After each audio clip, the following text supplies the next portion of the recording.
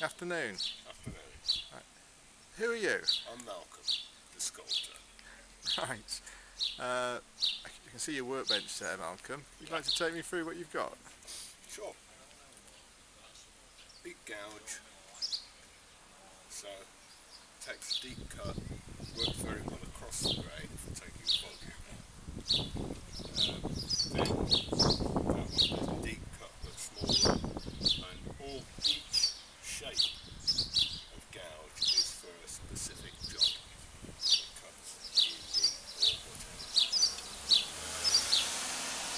Down to this, which is V tool, which is used for like cleaning up sharp edges, parting off pieces of, you get shavings sticking out in corners you can't get out. Down through all the other sizes, which is all flexures, all to finish up on convex surfaces, and finish off with jolly old spoke shave, which just flattens and evens everything up. No good in concave surfaces, of course. So those are all your tools when you're working on wood? Yeah. But you also work on limestone? I do indeed, yes. And that is the most primitive and basic of all of the tool instruments. Used exactly the same as the Greeks would have done 2,000 years ago. Start off with a point, you break off lumps to give you a rough shape of what you want, then you go over it with the next size down the smaller point and take off the high point.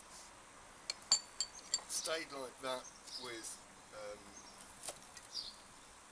all the various sculptors down the centuries until Michelangelo came along, and it wasn't necessarily him, but in his era, that they came up with this tool, which is called the claw, which cuts across and takes all the smaller bits down. Then you finish off with the flexures on. Different kind of stones want a different mallet or hammer, depending on how hard they were, how much bounce you're going to get back on the stone. That really is it. All your sculpture, well, that I've ever seen, has a very sort of distinctive look. Sort of, I'm not quite sure what informed, but it's sort of the Green Man, some sort of Celtic influence, or some form of anarchism. Now, I've always known you as an anarchist. How does that influence your work? If it influences your work? Well, when I was at art college, I deeply annoyed my lecturers by making myself a little poster to go behind my bench that said, "There are no rules." Right. So, I mean, there's the way the anarchism connects directly with the artwork. A bit like Oscar Wilde saying the best form of government for an artist is no government. Exactly, yeah. He also, bless him, said man's original sin lies not in disobedience, but in obedience. You've got a nice limestone piece down there at your feet at the moment, which is the anvil. yeah. It's a site-specific piece for a nailer's cottage. They used to use anvils, of course, smaller than the standard size, and that's what we've got here. Nice piece of stone.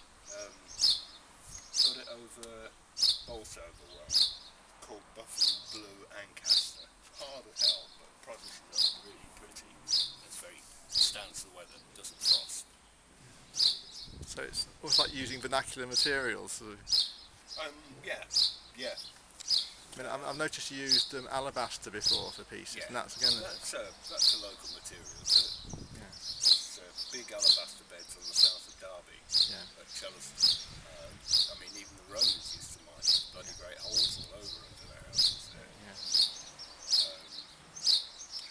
But it's not to my mind a particularly nice alabaster. It's rather muddy looking. You get the odd piece of pure white, but they're rare and they're small. What's the most sort of anarchistic piece of sculpture you've ever done?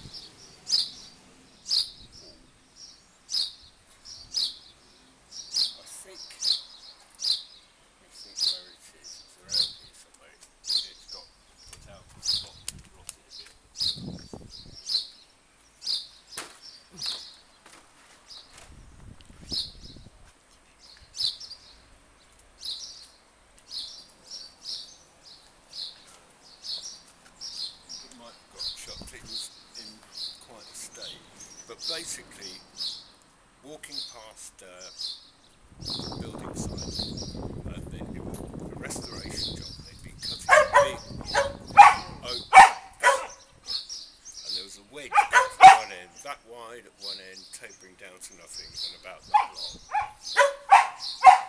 I wanted a pillar ashtray at the time, so I carved the snake on it that went all around both sides, and it ended up and up to the top with a little figure holding the ashtray. Since it was like liberated for a start and just totally made up as I went along, I think that's probably about my most anarchistic piece. Right, thanks Malcolm, that's interesting.